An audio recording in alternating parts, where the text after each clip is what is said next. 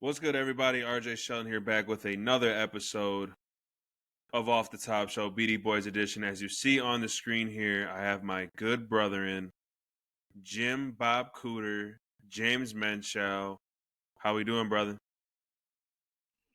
Man, this weekend sucked. It's like, God, anything that could have gone wrong went wrong. But that's why we drink. We drank it. We drank it away. Friday night start. I thought Friday night set the tone. You and I went out, kind of painted the town red a little bit here in the gold old Beaver Dam. But yeah, that was about as good as it got right there. And then it just went all downhill from there. If you're a sports fan, in my opinion. So, uh, but hey, turn over the new leaf. It's Tuesday. We record this on Tuesday. It'll probably come out on Wednesday, but we're going to try to turn over the new leaf. Monday got to start off to a good week. We'll hit on reasons why for that. But hopefully the tone of Monday, and then we can continue rolling it today as you could. I have some action going on behind me. We'll just try to keep it going. I mean, that's all we can do. But let's go ahead and talk about the bad. Just get it out of our systems and all that good stuff, our brain, our memory. Green Bay Packers went ahead and fell to the Carolina Panthers, 16-13. Bad loss. 5-2. Well, 5-2-1. Excuse me. You just didn't want to see this. Talk to me about this game here. So we had time to sit and digest. And I always start at the stats. Where did it go wrong? The biggest thing I saw, two biggest things I saw. Rush yards, you gave up 163. That's bad. That is the reason why problem number two happened, which was the time of possession was literally split down the middle. It was a 10-second difference. Green Bay got the ball 8 times. That's not enough.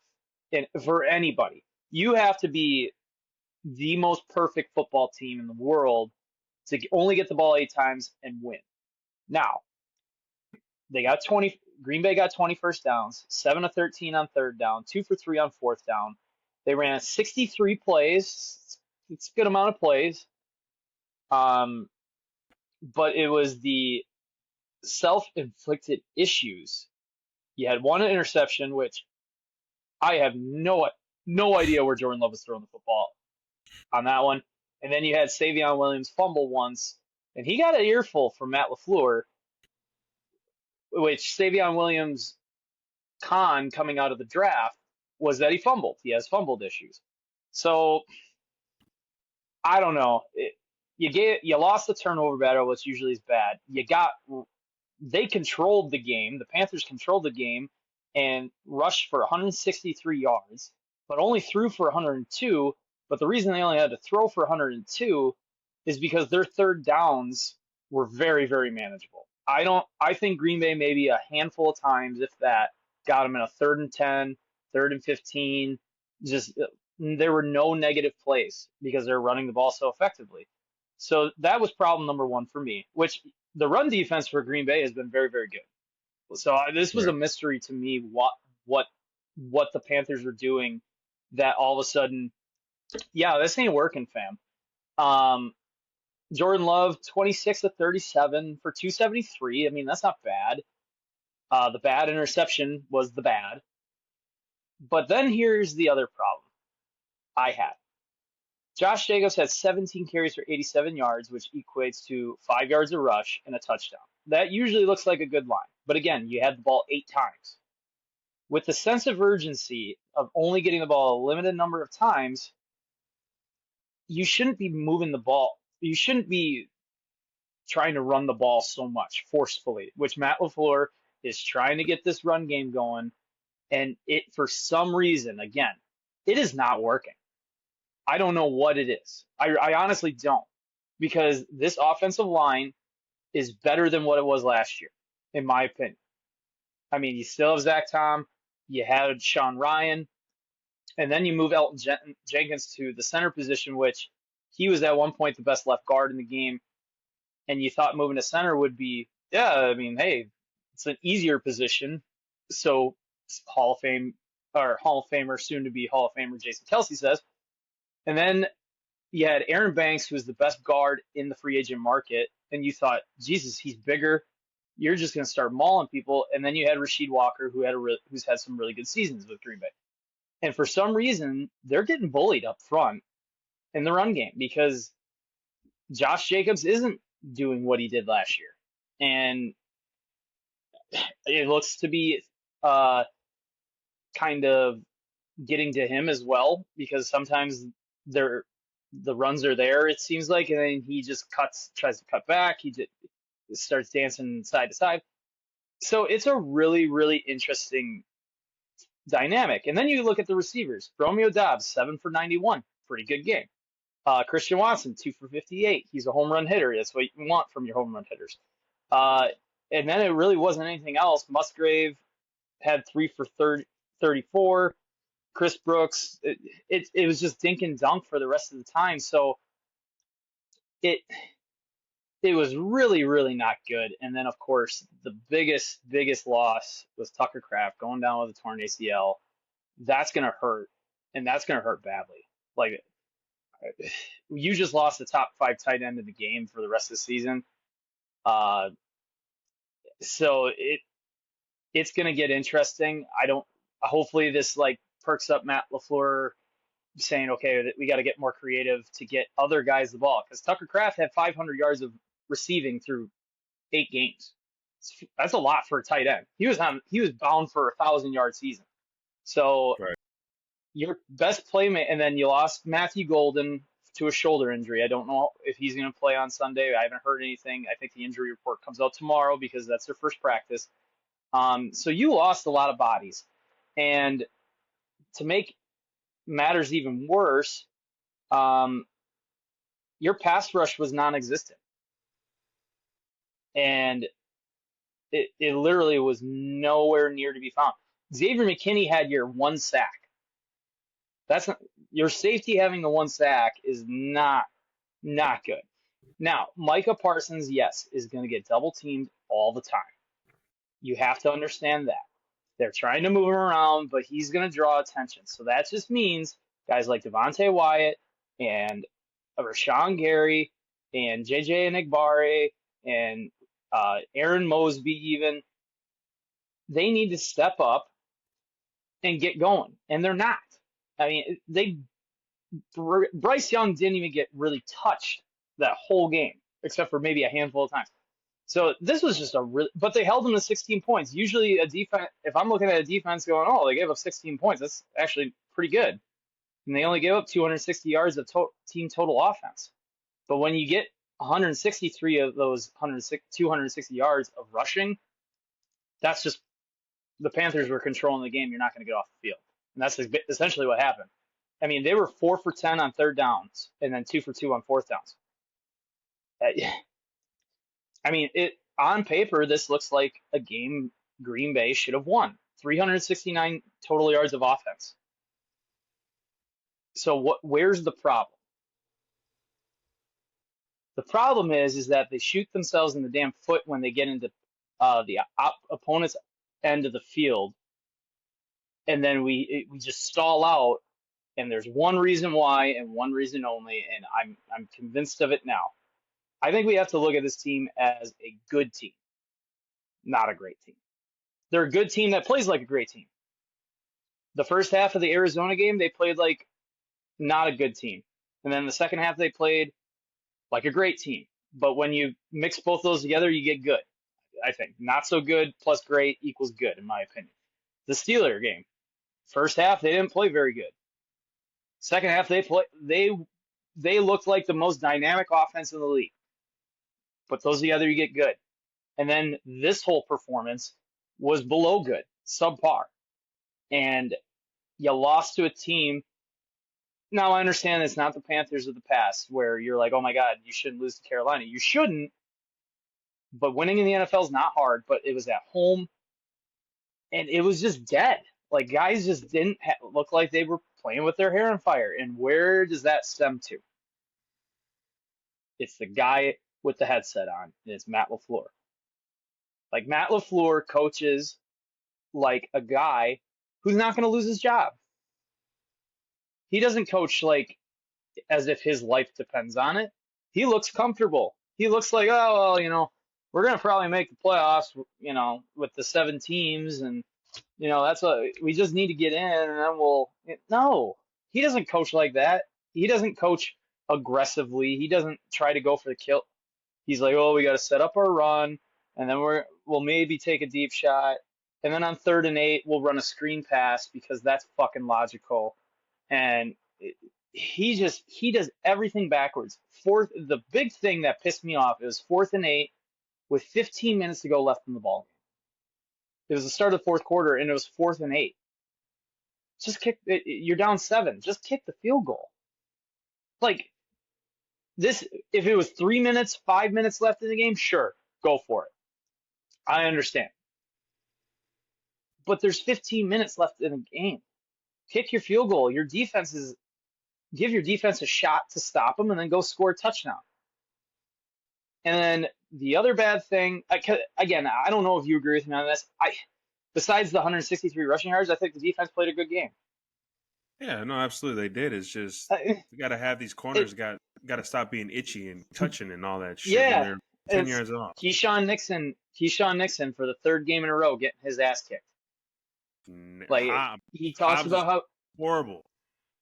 Hobbs is bad. They might have to look into how they can buy his ass out because he is just not good. And then Carrington Valentine I think he played a hell of a game.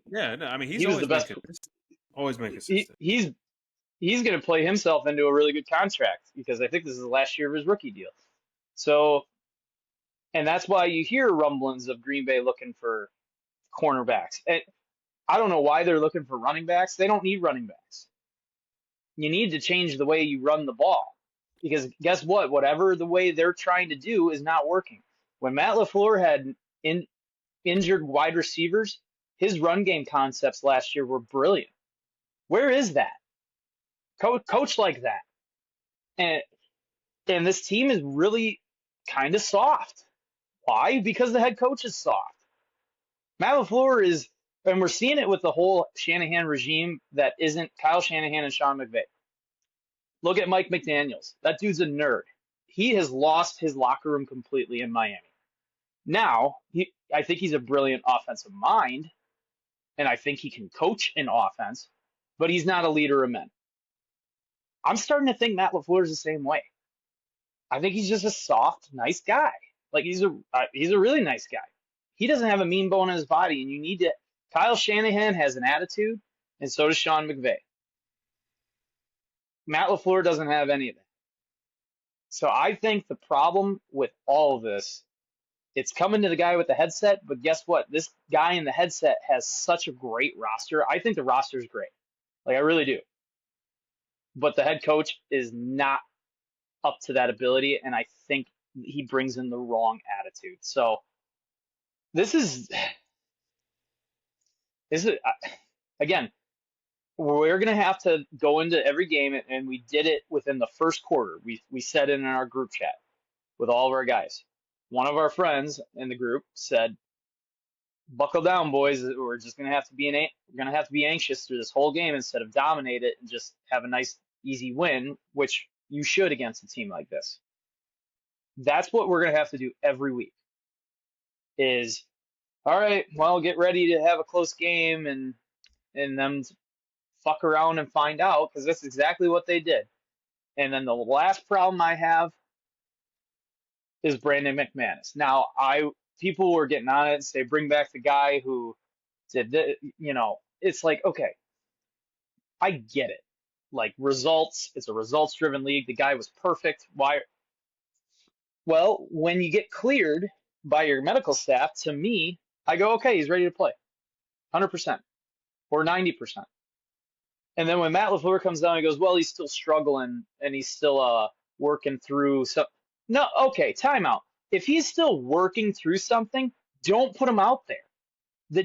There's a guy who is 100% on his field goals, who's a substitute teacher that you're not releasing, by the way. You're keeping him on the roster. but you're making him a healthy scratch and active.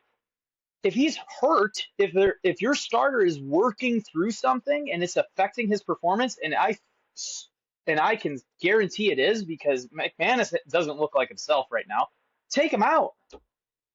Brandon McManus cost 3 points in the game, and Matt LaFleur cost the other 3 points. That's 6 points. That's your win.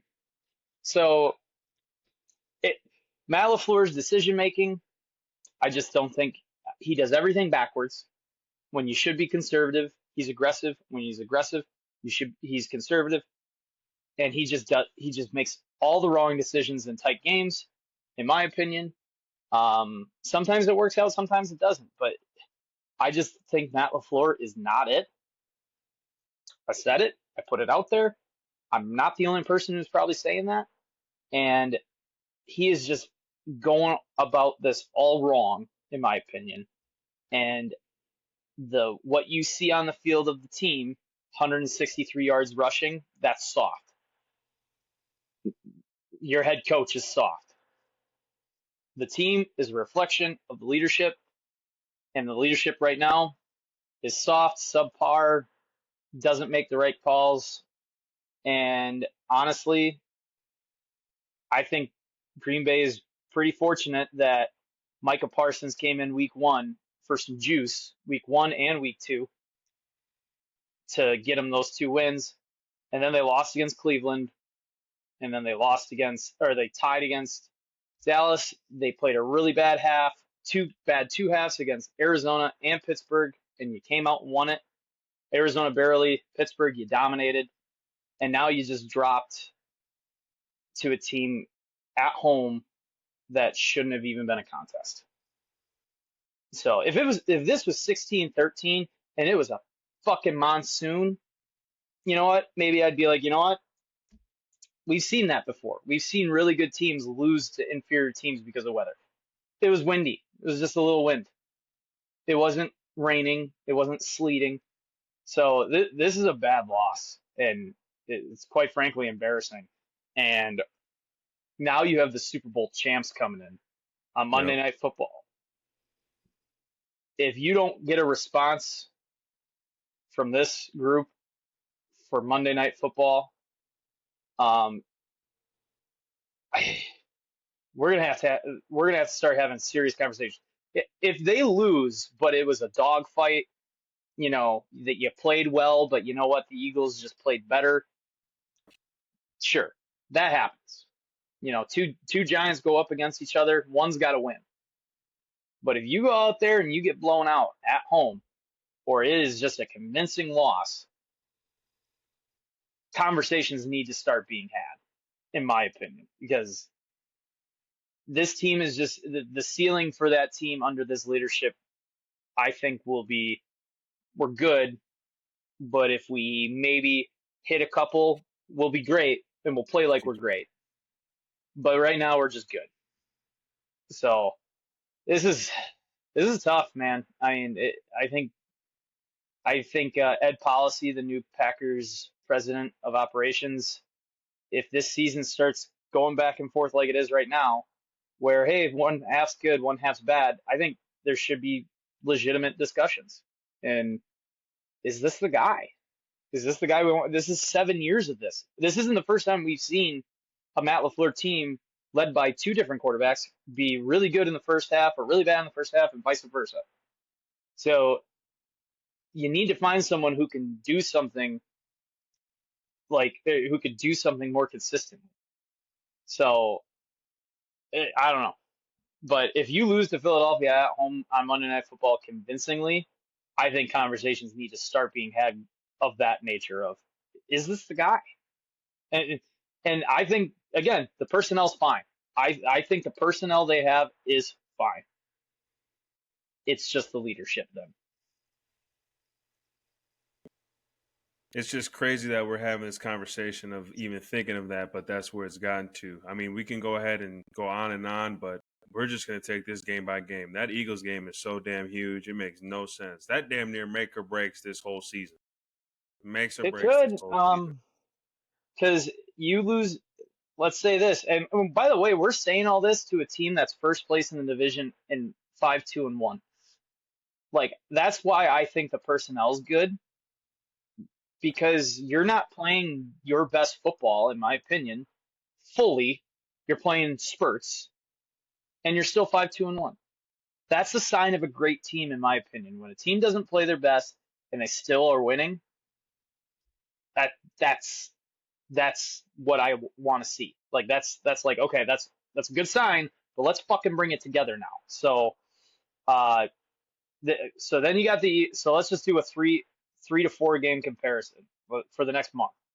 You got the Eagles, Monday Night Football, and then you go to the revamped, got more energy, seems like they're more alive now. New York Giants in New York at MetLife, and then you return home for three NFC North games. Vikings at home, Lions on Thanksgiving in Detroit, That one and then in Chicago. Detroit, And then Chicago at home.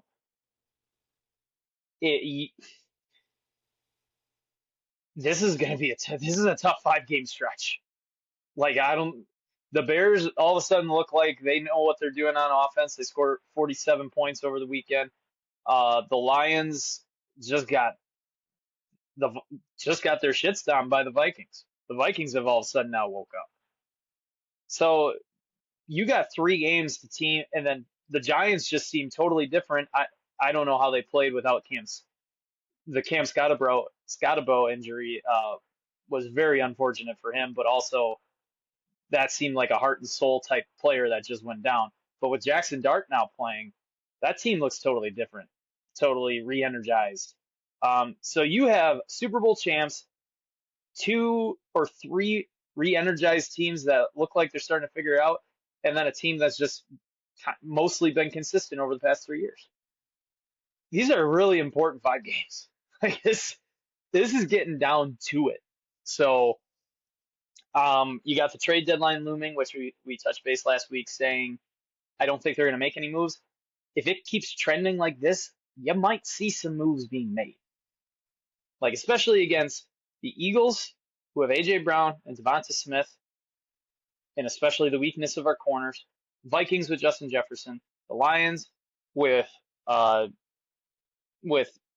St. Brown and Jameson Williams. And then the Bears with DJ Moore, Roma Omenduze, if he can get a target. He got 0 yards. Caleb Williams, who looks like he's doing better. You got a lot coming up here in a lot of tough games. And by the way, after the Bears game, you got the Broncos in Denver, which, by the way, I have to look at some flights for that one. We're looking at flights for that one. We might have to, take a venture out there. So this schedule's tough. This is not going to be easy. This is going to be a measuring stick, and if it goes south, you're going to have to have the conversation of, okay, we just went and got Michael Parsons. We have the quarterback of our future. We have a top 5 running back in Josh Jacobs.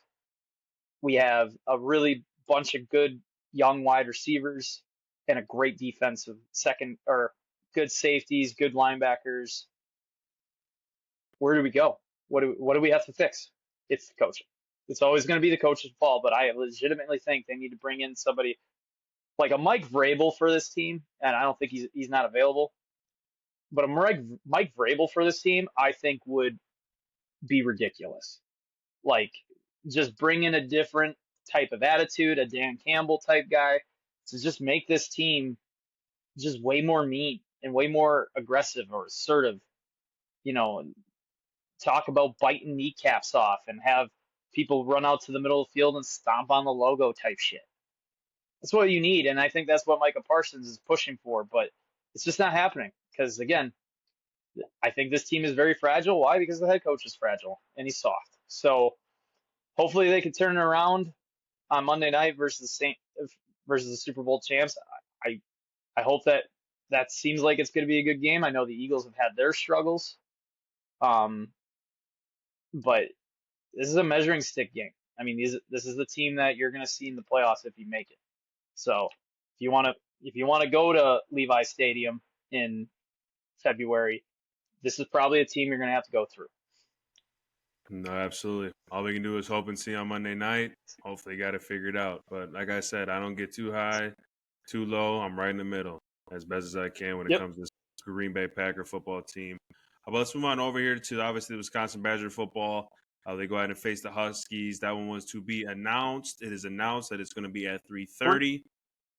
Yep. I went ahead and saw the forecast. I don't know if it's supposed to rain, but it's glad that they picked the rain. Maybe that cover to whatever that 11.5 or 12.5 points that I saw might be something that the Badgers might cover. Fickle has came out and said that at this point, if we can go ahead and get Billy Edwards Jr. maybe finally out there playing, maybe Danny O'Neal, maybe Hunter Simons, Carter Smith, you know what? Just play all of them. How about we just play all the quarterbacks at this point? Maybe we might score 14 points. But talk to me about this game here for the Badgers. If Billy Donovan Jr. plays, I think that's going to be obviously it's going to be a step up. He hasn't played since I believe he hasn't played since Miami of Ohio, the first game of the season. Yep. But that's the guy you brought in for $1 million. Which once again, you got unfortunate injury. They did the same thing with Tyler Van Buren last year, and the quarterback position is the most important position. And when you're playing backups in college football, and you're not a team like Alabama where you could sit down Jalen Hurts for Tua Tagovailoa, it's different, and it shows. It's a totally different step down. So if Billy Edwards Jr. plays, I'd have a little bit more optimism, which means, hey, maybe you can just cover games instead of just getting blown out. Maybe you can actually score some points instead of just getting shut out or score only 7 points a game. But we'll see. We haven't really seen what this Badgers team could look like because your starting quarterback has been hurt all this time. So I'm not sure. Washington looked good. Like they look like they went into the big house and they looked pretty good. I think they're 6-2 or 5-2. But it's just hard for me to pick Wisconsin because evidence shows they're not a good football team. The defensive side is good. That offense doesn't score points. And the name of the game is for the offense to score more points than the other team, which they're very bad at doing apparently. So if it's raining, you might have a chance because you and I both talk about that Wisconsin's defense is a tough defense. But they just don't get any help on the offensive end to complement them. So maybe again, it was raining in Eugene and they held them to 24. Well, the Huskies aren't the Oregon Ducks, so maybe if it's raining again, maybe you can hold them to 17 or 14, or maybe they get blown out by 35 again. Who knows? Right. But this is not a good football team. But if Billy Edwards Jr. plays, maybe you have a little bit more of a chance to maybe cover instead of get blown out. Yeah, I just don't have high hopes regardless. But he needs to do something because it is just not working. Whatever they're doing. So again, you got 5 weeks left after this week. I totally forgot they had a bye last week. Thank God. The Wisconsin Badgers won the bye week by not playing. So 5 more weeks until this season's over, and then the university has some decisions to make, which it looks to be that they're sticking with Luke Fickell, which is probably, if they do stick with him, next year will be his last try at it. Either you got to do something, get us to a 500 or something, or we're just going to move on. So we'll see. But I'm not picking Wisconsin to win because it's just, how can you? The question is. So Washington will probably win, and then it'll just be like your typical Saturday of, hey, Wisconsin lost. What's on next? Or, hey, let's just go do something else. Anything but that. Get the alert on your phone. They lost. Cool. All right. I'm glad I didn't watch that. So we'll see. If it's supposed to be raining, though, I think that could help out Wisconsin. We shall see on that one. That one is at 3:30 on Saturday. Let's go ahead and talk about our Milwaukee Bucks here. Unreal game Monday night, yesterday. Mm-mm. Man, 117-115 versus the Pacers. Giannis Antetokounmpo doing what he needed to do. And you're just seeing with this team that it's just refreshing to watch. They're on right now. I believe that they're down by 3. But talk to me about this game that we watched on Monday. Masterclass Well, performance. let's talk about first. Let's talk about the game on last Thursday against the Warriors. Yeah. No Whatever Giannis. whatever you want to talk about. Talk to me about the Bucks, brother. No, we'll kind of go through it. No Giannis against the Warriors, and Steph Curry and Jimmy Butler both played. Um, they both played in the game, and the Bucks beat them by 10. Ryan Rollins cemented himself as a guy who's going to be their starting point guard. I mean, I don't think you can deny that at all. So what made me think that I think it was 101 to 107 or 100 to 107, and Steph Curry came up the floor, did what he usually did, popped off a three, bango, and you're like, ah, crap, here comes Steph Curry, about to get hot. Ryan Rollins went right back down the floor and pulled up a three of his own and hit that too. I'm like, that dude just, oh my God.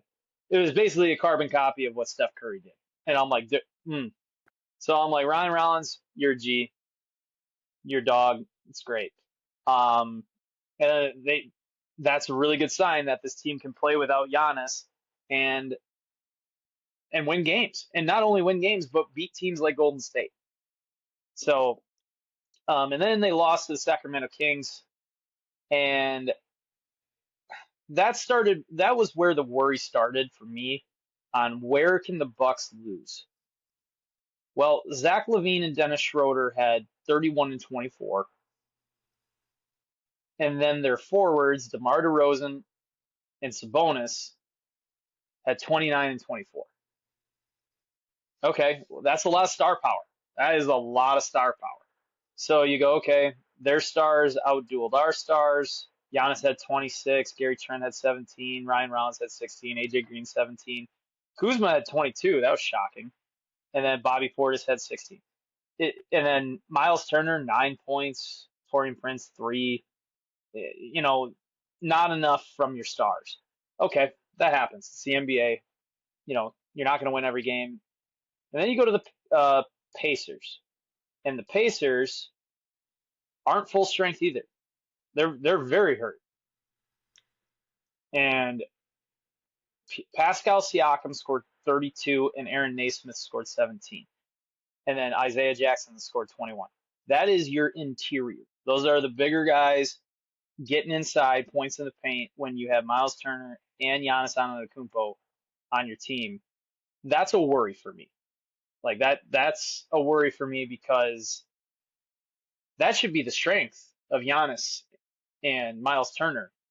You should be trying to force people out to try to shoot, but it didn't work. And then Jarice Walker had 18 points, and that was about it. So they dominated you inside. But again, Giannis Antetokounmpo, 33 points and 13 rebounds, 5 assists, and had the sweetest shot you will ever see to win the game. Turnaround jumper. It was absolutely nasty. But you could go, oh, they didn't play a really good game against the Pacers who are hurt. I don't really give a shit because fuck the Pacers. Those guys can go get bent for all I care. How they booed Miles Turner. I don't know why y'all booing him because your front office lowballed him to re-sign. So he went where the money was. And for a guy like that who's had some really good years in Indiana, like great years in Indiana, you got to maximize on what you're worth. And that just so happened to be for 4 years, $100 million. So and it happened to be with Milwaukee. But Miles Turner isn't playing so well offensively, which is kind of a worry for me. Um, you know, he's still making an impact defensively, but also on offense, even though he's not doing so much scoring, he's still teams have to do like take account for him. It's not. It's a totally different offense because you don't have your 7 foot center sitting in the corner like they did with Brook Lopez. He's stretching the floor. He's a big that can stretch the floor a little bit more on pick and rolls, and even in transition, he can get moving. So again, hopefully he's oh boy, hopefully he's and then the other problem was they got out rebounded really bad last night. Like Indiana absolutely destroyed them on the boards. Indiana had 14 offensive rebounds and 31 defensive rebounds for a total of 45. They beat them up on the offensive glass, which meant a lot of second chance opportunities. And again, the points in the paint were 58-38 in favor of Indiana. It's not good. So that was the only reason that game was close, is because they did not shoot well from 3-point. They only shot 24% as a team, and Bucks shot 42%. So if you're a little tougher inside, that game probably shouldn't be as close. But hey, a dub's a dub. Again, I like where this team is going. Giannis looks completely different. I think without Damian Lillard there, it kind of looks more of when it looked like with Drew Holiday and Chris Middleton there. Again, also it helps with a better center who can actually move faster than my grandmother. And by the way, my grandmother's dead. So it helps. And this team's younger. What? See, Brook Lopez barely can move. I'm surprised they haven't put him in a freaking retirement home. But the team just looks younger with AJ Green, Ryan Rollins, Cole Anthony, even Kuzma he's still a younger guy. He's still move a little bit. Even he had 15 points last night. So I mean, it's becoming more of a well-rounded team type of offense and team game. It's not. I mean, don't get me wrong. Getting 33 from Giannis is pretty nice. But other than that, it's just a bunch of other supporting cast members getting in double digits and working really hard on defense. This team works really hard on defense, and it just looks really nice. And they compete. So, just keep that going. They're 5-2. I mean, we could check the standings for the Eastern Conference, but we're 7 games in. They sit at third, but the 76ers are at 5-1. The Bulls are at 5-1. The Pistons are at 5-2. Still early, small sample size, but again, they are really good at home, and they've gone 2-1 on the road. So again, this team looks night and day different from last year. And you just keep hoping maybe once we hit January, December, John Horst starts looking at who's available, buyout market, trade deadline, because I honestly think this is where you take advantage of what you should have done a while ago and maybe trade. See if guys like Bobby Portis and Kyle Kuzma can get traded for maybe another sixth man or a starter, maybe a guard. I think guard play is going to be probably their most need, and because I don't think with Taurean Prince, Gary Trent Jr. and Giannis Antetokounmpo, I think you could give up. I think you could give up some of your bigger men, Bobby Portis and Kuzma, because Miles Turner, Gary Trent Jr., Giannis Antetokounmpo, and Taurean Prince are going to be playing a lot of minutes. And you can go small if you wanted to. You don't even have to have Gary Trent Jr. on there. You can put Cole Anthony, Ryan Rollins, AJ Green, and Miles Turner, Giannis Antetokounmpo. You have a bunch of different ways to do it. Like, this team is I think, very versatile. So if you wanted a better forward, you could get rid of Bobby Portis and Kyle Kuzma for a better forward. I think you should maybe go guard. But if these guards keep playing like they are, why try to fix it? Go get another forward. Maybe who could play kind of a hybrid between guard and forward. So we shall see. But so far it looks really, really good. And night and day, it's really nice to see them back to what we saw maybe 5 years ago. I mean, we even got you so locked in. You got the game in the bag. But I hear you got some questions for me, Yeah. man. I heard that we're bringing Yes. back the So we what do we we call got we this got some again? blind rankings, my man. Blind So ranking. I'm gonna give you 5 cocktails. Oh shit. Cocktails. I'm gonna give you 5 cocktails, and tell me which one is numero. You gotta place them. All right, number one, your first choice, margarita. God damn. That's what we're starting with. Mm-hmm. I'm gonna go 2. Very good. I love margarita. Margaritas are so damn good. It was Um, almost flirting with number. 1, but I had to keep it at 2. I know you it was gonna flirt with one with you. Number two, your second choice, a mojito. I'll put a mojito at. I'll put a mojito at 4. 4. Okay. Number three, a daiquiri. I'll put that at a 5. Not a big daiquiri 5. guy. Okay. I'm not Not. a. I mean, I'm. it's basically a margarita except with rum. You know, I'm and not a. usually it's blended. You know, I like my margaritas on the rocks. I'm not a blended margarita guy. Okay. And then your fourth choice is a Manhattan. It's kind of an old person drink, but you and I do love our bourbon. An elegant classic cocktail made with Oh rye or my bourbon whiskey, sweet god! vermouth, and some bitters. You Nice know what? sipping drink. I think these two are gonna be like kind of right up my alley, so I can't go wrong with putting them either position. I love a good Manhattan, but not as crazy as I know the one that's about to be asked. Manhattan is at number 3. What is number 1?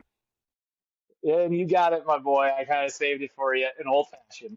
You're fucking right. With that, people, you guys have a Bingo. goddamn great week. We'll see you sooner rather than later. Everyone just say a prayer for all of our Wisconsin sports teams. And Jimmer, it's a pleasure, brother. Let's go and get it.